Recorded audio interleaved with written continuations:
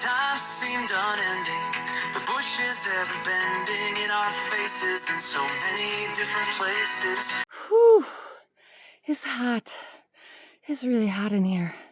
But I'm officially doing the Quartz Ridge section before dark. Woo woo! So excited. I've never had this happen before. So excited. So I'm officially over halfway now. We are past the 100-mile mark. We are gonna head on to Quartz Ridge. We might get real close before dark. I don't know. If we make it before dark, I'll probably have a heart attack because it's hot and I can't move very fast up these climbs because I'm just dumping sweat and I'm down on my electrolytes. I'm starting to be able to tell that my sweat doesn't taste salty no more. I've had that happen before. And what follows shortly after is getting dizzy and my stomach's getting upset. So I'm gonna have to take it real easy until it cools down a little bit more or a breeze kicks up. I got my last electrolyte powder in. I've been mowing electrolyte tabs, but they're not doing enough, clearly. And they're giving me ulcers in my mouth. It hurts like heck. But it's shady in here, so, you know, it might be hot, but at least we're not in the sun. And I'm going to stand here just for a second and bring my heart rate down and cool off a little, and then I'm going to head on towards Quartz Ridge because I couldn't be happier. Nice to see you guys. See you soon. So I was just sitting here by this creek getting some water and cooling off. I'm looking around and I just realized I know this creek. This is the creek that I fell in, that Richard had to pull me up the hill and save me and keep me from falling all the way down in when we were trying to find this trail in the dark. I'll show you. Yeah, that's the trail. Kind of goes up that way, but you can't really tell. It's like kind of washed out and real sandy, and it just slides down here into this creek. And I slid, he grabbed me. I think he slid at one point. It was crazy. It took us forever to find that little trail too. We floundered around. We were going to go down the creek. We were looking all over. It was insane trying to find the trail. Hi, Richard. He finished the following year. He did good. So I was happy for him.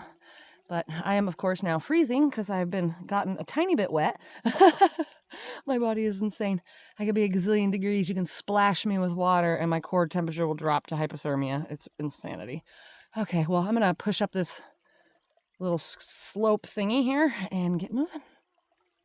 So not long after I crossed that creek that me and Richard both slipped and fell down the hill at in 2021, after I passed there, I started to slow down quite a bit because my tendon on the top of my right foot was hurting and the front of both of my knees were hurting really bad. And so going downhill had become extremely painful. And there's a lot of steep down and a lot of steep up in that section. And I had started to get into a pretty low point because I was like, man, here we are again. My knees hurt so bad that I can't go downhill at any decent pace to make up time. And so I'm trying to go uphill as fast as I can, but it's hot, I'm sweating, you know, I'm starting to get way low on my electrolytes, and I was really starting to get down, and I was getting in a low place, and I was just trying to go as fast as I could. And then and then God gave me a miracle, and an angel arrived on the trail, and her name is Tina. Tina saved my race. I cannot thank you enough, Tina. I love you, I love you, I love you.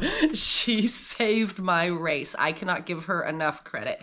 If she had not taught me I call it the Tina shuffle, the shuffle, I would not have been able to, maybe I would have finished the race still, but it would have been way closer and I would have been way more stressed out. I would not have enjoyed it nearly as much, and I would have been in a lot more pain the rest of the time. So when she showed me that shuffle, it was literally a miracle. I remember saying that, I'm like, you're an angel and this is a miracle because I can run again. It was insane. So I was just going along, just getting down on myself, having a hard time trying to push through this, because I was hurting. And here comes Tina behind me, and I happened to ask her, I'm like, hey, do you have any salt tabs by any chance? And she's like, oh yeah. And so she gave me a salt tab. I'm like, oh, thank you so much. And she had this other guy with her.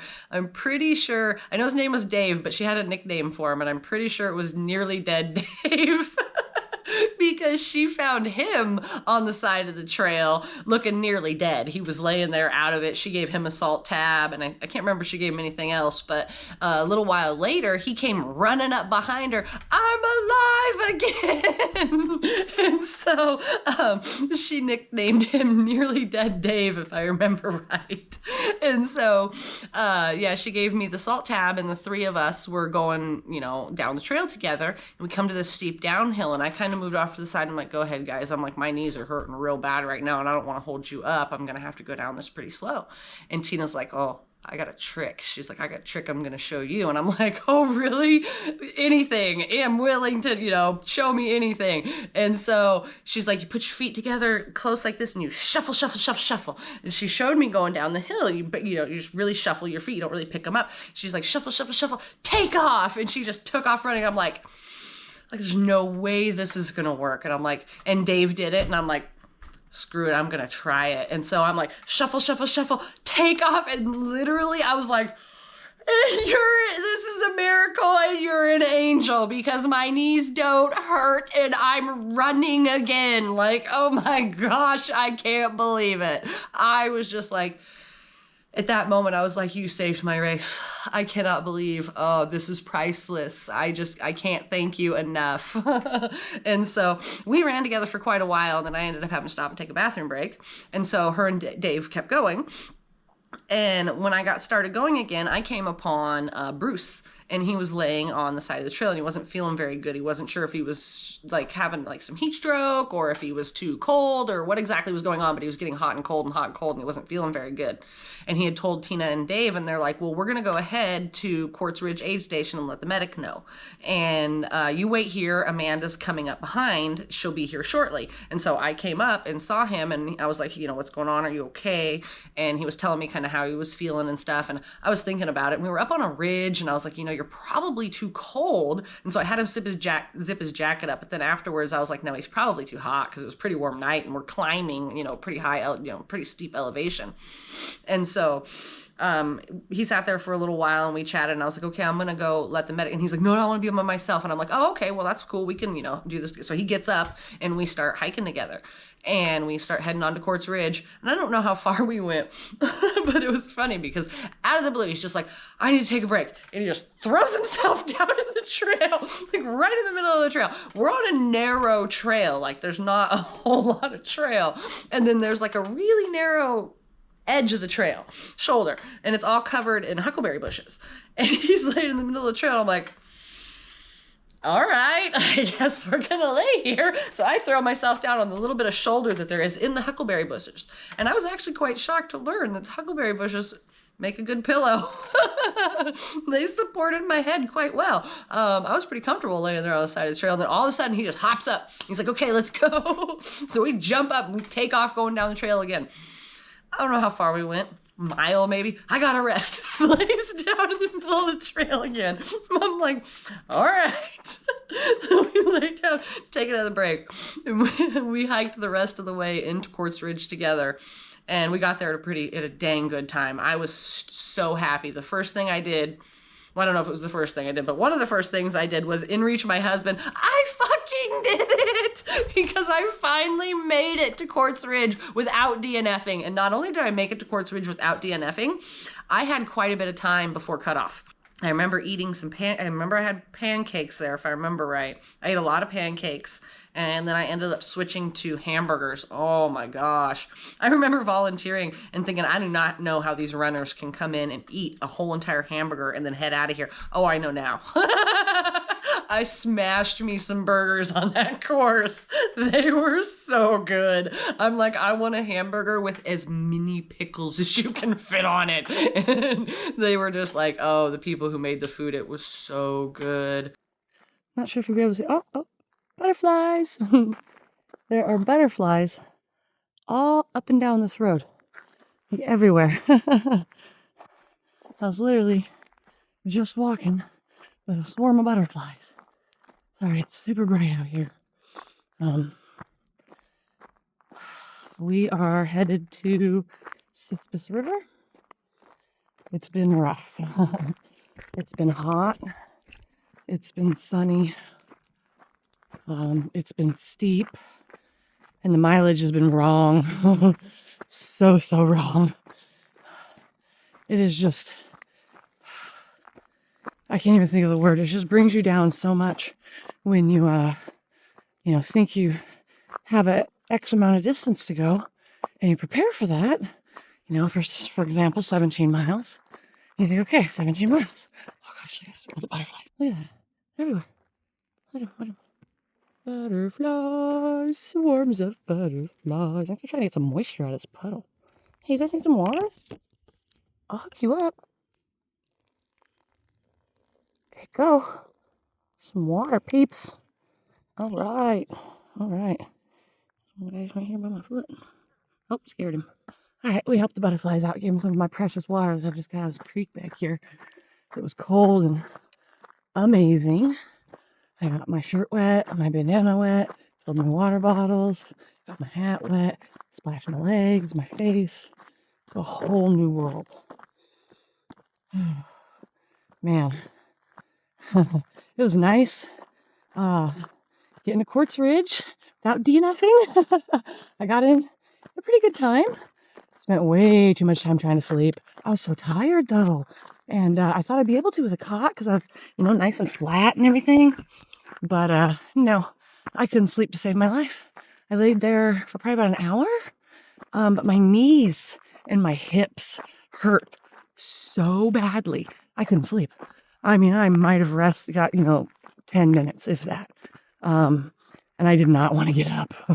I was like, oh, I'm warm and I don't want to get up. It was still dark. I was just like, oh, that was rough. But I was like, there's no way you're not going to leave this aid station because your lazy ass wouldn't get out of bed.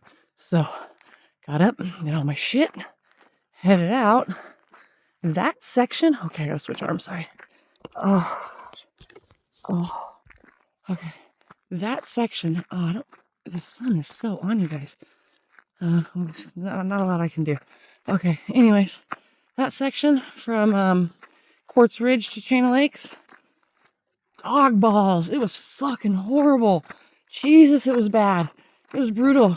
And I swear the manual said 17 miles. I prepped for 17 miles. Did the math for nutrition, hydration, time I was going to get into the aid station. Well, motherfucking 17 miles. That bitch came and went.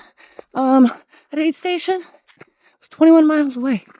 I was fucking whooped. I needed to sleep, but I couldn't because I could just tell all of my extra time was just ticking away. And I was going to be closer and closer to cutoff because I just couldn't get to that damn aid station. It wasn't at the 17 miles I thought it was going to be at. And so I came into that aid station literally in tears. It was brutal. It doesn't help that I have a tendon on the top of my right foot. It's killing me. And my Achilles tendon on my left foot is killing me. These rutted out trails and with rocks, they just jack your shit up. And so that's making it hard to move fast. Tina, I met on the trail. She taught me the shuffle. That shit saved my race. I've been using that for the downhill and the flat to make up miles. So thank you, Tina, for that. Priceless. Excuse me. Hiker's lung. I don't even know how many miles in we're now. Well, I know we're over 100. I think we're over 130. I have no idea. I need to sleep. I haven't slept, but maybe 30 minutes if it was real sleep. I don't consider it real sleep. So I'm going to try to grab a little rest, but I'm so anxious that I'm not moving fast enough that I'm not going to make cutoffs for these last few aid stations, especially with it being so bloody hot. So not long after this, on the way to Sispus River still, Tina caught back up with me. And I was super stoked about that because I lost her at Quartz Ridge. It was dark when I left, and I couldn't tell if she was still there or if she had left. And I thought she had left, and I was like, man, she's fast. If she left before me, I'm probably never gonna see her again. She's gonna, zoom ahead of me. And so, on my way to Cispus River, all of a sudden, behind me, I hear, "Is that my Amanda?"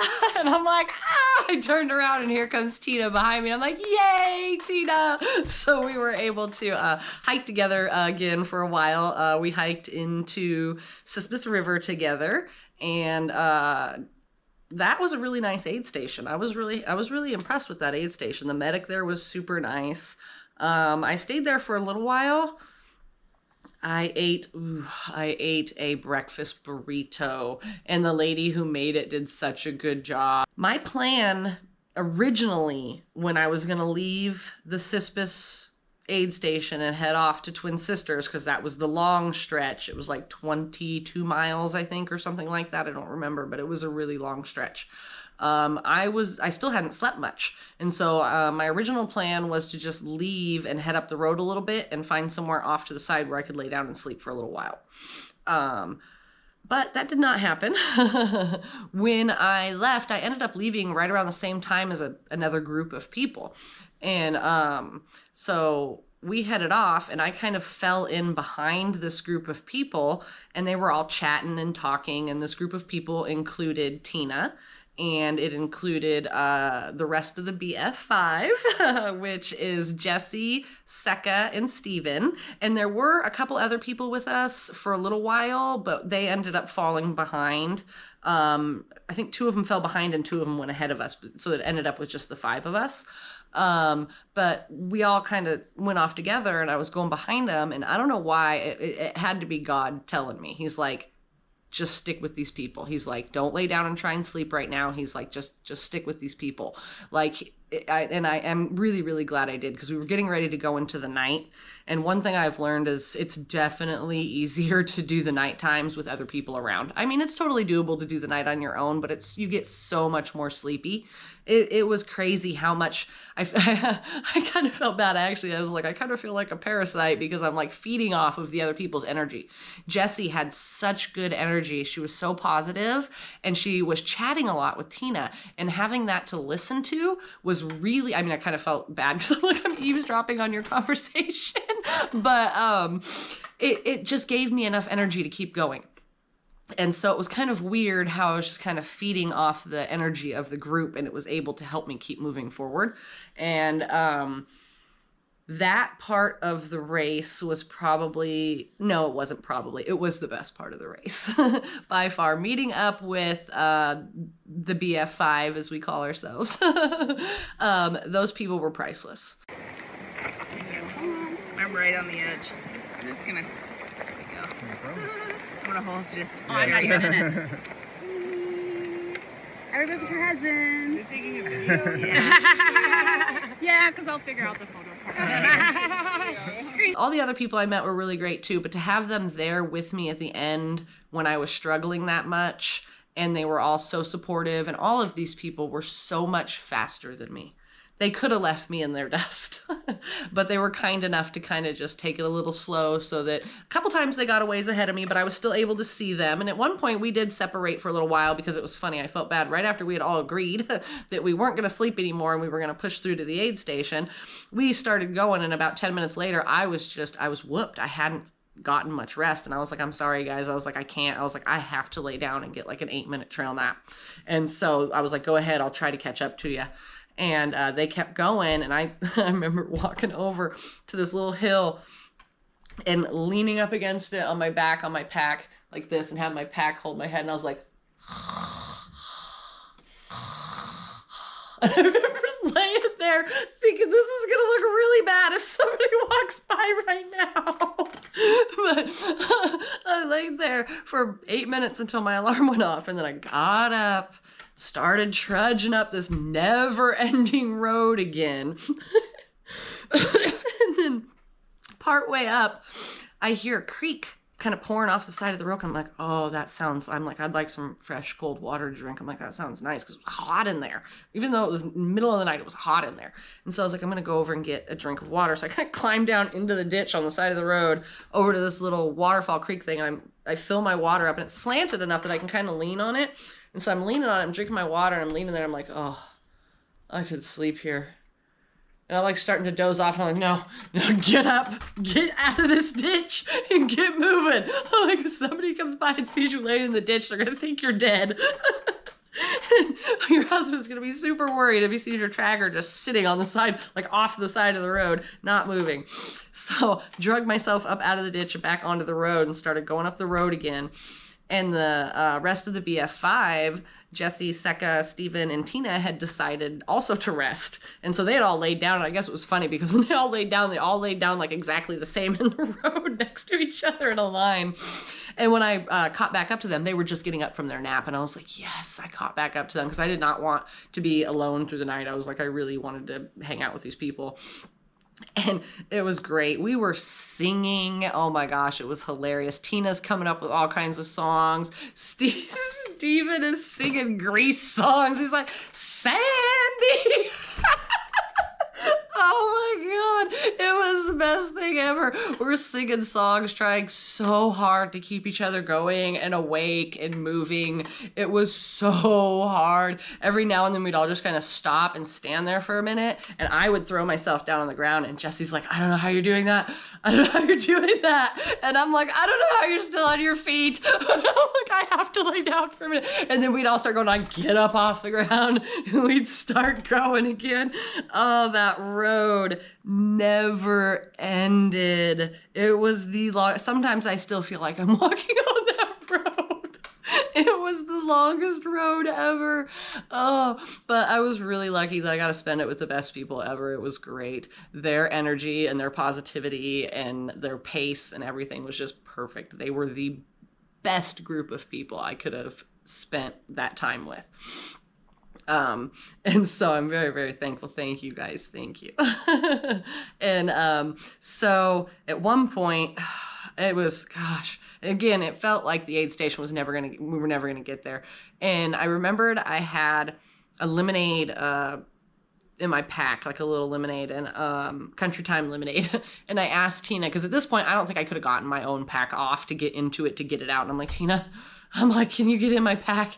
I've got a little thing of lemonade in there. She pulled it out for me, and I don't know how I managed to get the straw in, but I did. But I'm holding it, and I'm trying to walk, and I'm trying to lift it to my mouth to drink it, and I'm struggling. And I was able to get. I think that lemonade gave me just enough sugar to get me that last, like, I don't know, mile, 3/4 mile, however far it was we were from the aid station. But I remember when we finally saw the aid station, I right before we saw it, I was like, I don't think I'm going to make it, Tina. I was like, I'm going to have to lay down again. And she's like, you got this. Don't lay down again. We're so close. And like literally after she said that, we come around like this little curve, and she's like, there's the aid station. And I almost started crying, or I might have started crying. And I'm like, are you, is it real? Is it really real? I'm like, is it really there? But you're not like fucking with me, because like this aid station feels like it's never going to get here. Please tell me this is real. I'm walking to that aid station. I'm like, are you guys real? Because oh my God, I cannot believe that we finally made it. I was exhausted.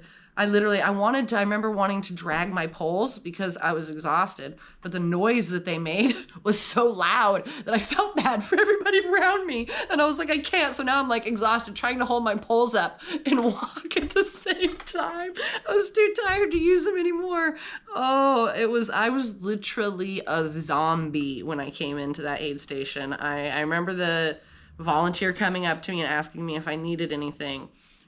And I remember asking for a cup of Coke, and I sat down in a chair. It was one of those lovely reclining chairs. Those things are worth their weight in gold. Laid down in one of those reclining chairs, and I remember saying, I need to get on the list for foot care for the medic. And she's like, okay, I'll put you on, because she was working with somebody else. And he brought me my Coke. I had 2 or 3 sips off of that Coke, wrapped myself in blankets, and I fell asleep. And I remember waking up when the medic was working on my feet, but that's when I got my best sleep. And I think I slept for about 30 minutes. And I remember waking up in a panic thinking I was like late for school. I was like, oh my God, like what's happening? I remember thinking, oh my God, what is the aid station closing down? Everybody's left. Like I was like panicked, and I looked around, and I remember looking over, and I remember seeing Tina sitting in the chair still, and I'm like, okay, Tina's still there. And then I remember looking, I'm like, okay, the rest of the BF5 is still here. I'm like, okay, they haven't left yet. I'm like, oh, thank God. And so I'm like, okay, I gotta get up and get moving. I gotta get, my stuff on. I gotta get everything ready. I gotta eat something. And I could not eat. The volunteer brought me the most beautiful pizza I've ever seen. And I took one bite of it, and my stomach was like, if you touch that again, you're gonna vomit. I don't do cheese well, and I couldn't do it. I was just like, I'm so sorry. This is the most beautiful pizza I've ever seen, but I can't eat it. And so I felt horrible. And I remember I left just a little bit before everybody else in the BF5 because I knew they were faster than me. And I remember I told them, I'm like, I'm going to leave a little ahead of you guys because you're faster than me and I know you'll catch me. And if we leave together, I'm going to end up falling behind. And so I left a little early, and I think I left with Bruce, or right around the same time Bruce did. And they had a pretty cool little bathroom there that I used before I left. And then thank God I did that because I remembered I hadn't checked out, so I had to come back into the aid station and check out. And then I headed up, and I went probably about 5 miles out of the aid station before I stopped and ate my little chicken salad and crackers. And then Bruce must have, that's when Bruce passed me. So we must have left right about the same time. Then he passed me and headed on up to Pompeii Peak. But not long after that, the rest of the BF5 caught up to me. And so we did the rest of it together. Well, we didn't do the very last section together, but we did from Twin Sisters. Well, no, we did from Cispus to Owens together. So when we left Twin Sisters, they caught back up to me, and we went through that section up to Pompeii Peak. Got a really good picture up there. The photographers for Bigfoot are amazing. They're such good photographers. I love those guys. I think there's 3 of them. I'll put their names and stuff on the screen. But yeah, they're amazing. And she was one of the ladies was up there, and she took our photo with my phone, and then of course a bunch of her own better photos. My phone takes okay photos, but they take way better pictures. And so we got some good pictures up at Pompeii Peak, which was really cool.